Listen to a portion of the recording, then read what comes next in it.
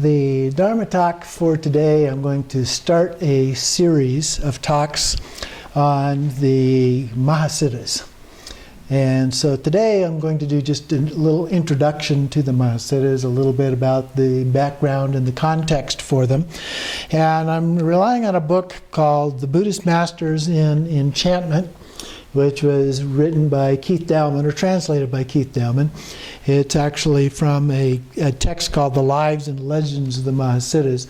And so it includes 54 of the 84 Mahasiddhas in the actual book. We're not going to go through all of them. I'm going to select a few of those who I think are particularly significant or interesting for a variety of reasons, just to show some of the differences between them. And so for today, what I did was put together some notes in order to kind of expedite this process a little bit. I'm just going to read through the notes here so that we can get through these. And by way of introduction, nothing can illuminate the nature of tantric Buddhism better than the lives of the masters who founded it.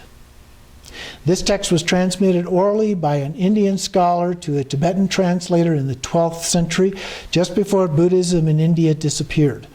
When transmitted from east to west, cultural content was obscured. In this translation, an effort has been made to focus on the human qualities that transcend cultural differences and emphasize the principles of tantric practice. After the 8th century in India, there was a lull before the final blooming of Hindu civilization. Society had become obsessed with inflexible rules and regulations. Ritual-dominated religion, pundits engaged in scholastic hair-splitting, and India's western border, Turkish hordes were massing, threatening invasion. In this environment, a new form of Buddhism arose called Tantric Buddhism, or Vajrayana. Tantra grew to dominate the religious life of India and spread throughout the region. The exemplars of Tantra were called Siddhas. Tantra arose from the grassroots of society. It was an anti-establishment, unorthodox, and anti-scholastic movement. They stressed the simple and free life. Many were musicians and poets, using metaphors of home and family, farming and crafts, love and sex. But as Tantra became more widely accepted, its proponents became identified less and less with the itinerant yogin belonging to a secret outcast cult. From the 9th to the 12th centuries, Tantra became accepted by the establishment. The 84 Mahasiddhas came from every walk of life and represented an entire spectrum of human experience.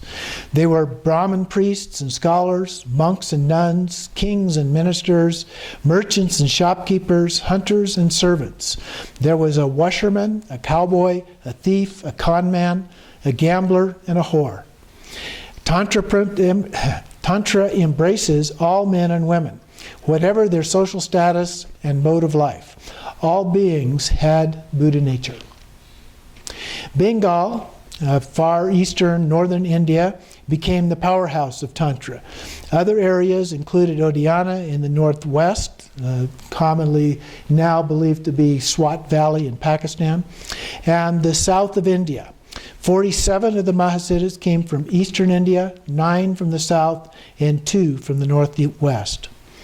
In the middle of the 12th century, the Buddhist Pala Empire was defeated by the Hindu Sena dynasty, only to be replaced in 1199 by the invading Turks. Buddhists died for their beliefs, accepted Islam, or fled into exile in the Himalayas, including Nepal and Tibet. In India, Buddhism went underground, finally being absorbed into the Hindu tantric lineages. A siddha is a practitioner of Tantra who has attained one of the siddhis: ordinary, magical powers, and supreme, enlightenment. The word could be rendered as a saint or a magician, an adept, but even this is not sufficient, as it also invokes a lifestyle, especially those identified with magical powers such as walking through walls, flying in the sky, healing the sick, turning water into wine, levitating, or reading minds. Some were identified as having a crazy glint in their eyes, being covered in ashes, bringing tears to the eyes with their songs, calming street mongrels in their presence, inducing faithful women to leave their families, wearing vajras in yard-long hairknots, eating out of skulk bowls, talking with birds, crying when they see a spastic child, sleeping with lepers, fearlessly upbraiding powerful officials for moral laxity, or performing with conviction any act contrary to convention, while demonstrating a higher reality. A wide variety of people doing a wide variety of things. Maha, and from Mahasiddha, means great. So Mahasiddha are the greatest, the most accomplished of the siddhas. Tantra means thread or continuity or weave and warp. It refers to emptiness or suchness. Their practices are called tantras. Their practice manuals are called sadhanas. The root tantras are associated with a particular deity, such as Guhya Samaja, Chakrasamvara, or Havadra. The texts began to be written down in the 5th century CE. The ritual magic may be associated with the very early fertility goddesses. Much later, they would be assimilated into the Vedas. The concept of the absolute gave the siddhas spiritual energy, power, and realization, and charged them with self-confidence and drive. The absolute is beyond thought, so they used terms such as suchness or isness, emptiness, and clear light. It has no origin and no root, so it is unborn and uncreated. There is no transcendental identity or non-dual entity. Self and other become unified. The common analogy is lovers, achieving a sense of complete oneness while still in individual bodies. At the same time, one is also imbued with compassion for others who lack such realization. Skillful means, the male principle, and wisdom, the female principle, are united as one, as in the name of our organization, AWAM. They taught to live as a child in natural happiness, enjoy the pleasures of your senses, but don't attach to them. Pure pleasure is qualitatively different from the heightened sensations of sensual experience. Pure pleasure is a feeling of being as empty space. The siddhas attained enlightenment in their lifetimes, and their own bodies are assumed into the paradise of the dakinis. Legends share the importance of the guru, teacher. In the initiation into Tantra, the guru reveals himself or herself as the Buddha. Therefore, the basic practice is to reproduce the ultimate experience of oneness and to assimilate it fully into everyday life. Many siddhas had dakini gurus, wisdom dakinis, as a voice or vision, a mind's eye, or human form, often as a typo here, I'm not sure what that word is, should be, or a dancing girl. In Tantra, every woman is a dakini. Frequently, gurus met their disciples in a cremation ground, symbolically the deathbed of the ego. One of the basic principles of Tantra is that good and evil, virtue and vice, pleasure and pain are equally delusive. Everything is of equal value. The danger is that the initiate can abuse this precept.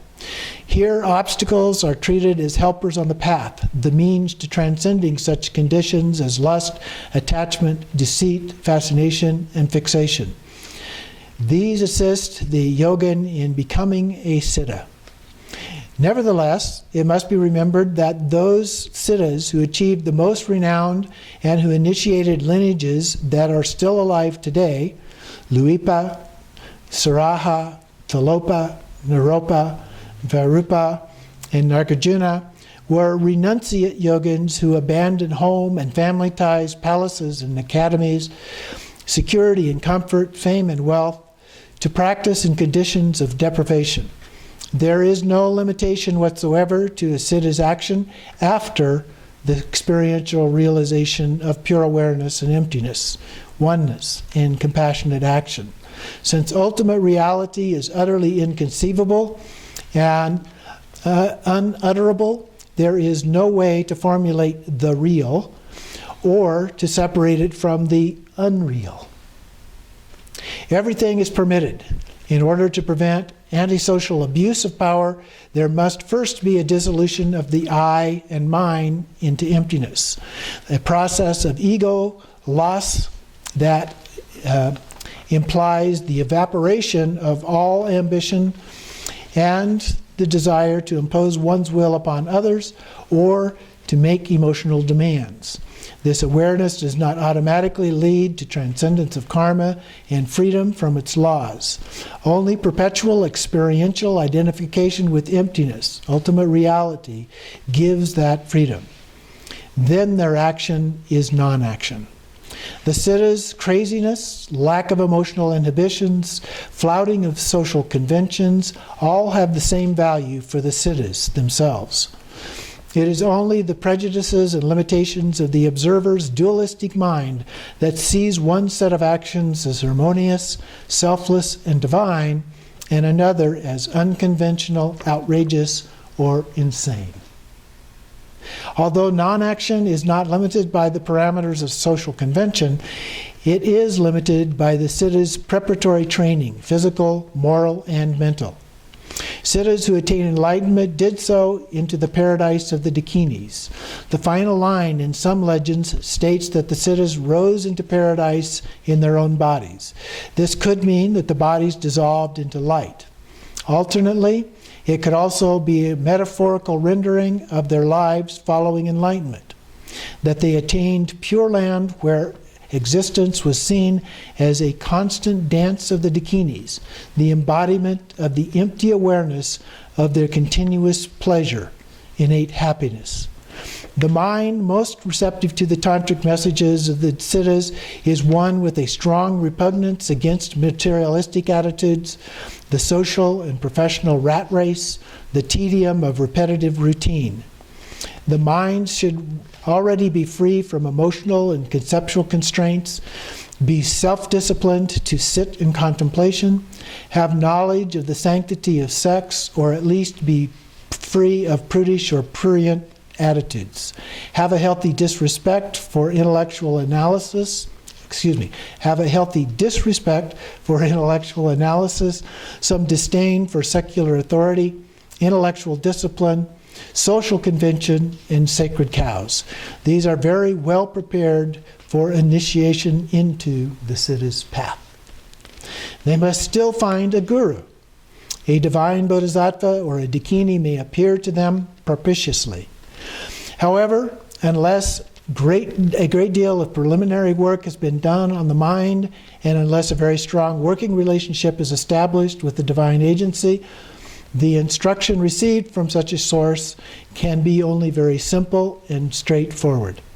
Most lamas will insist on a lengthy period of preparation in the disciplines of the Hinayana, the path of individual liberation, and Mahayana, the path of altruism, as well as a preparatory tantric meditation practice.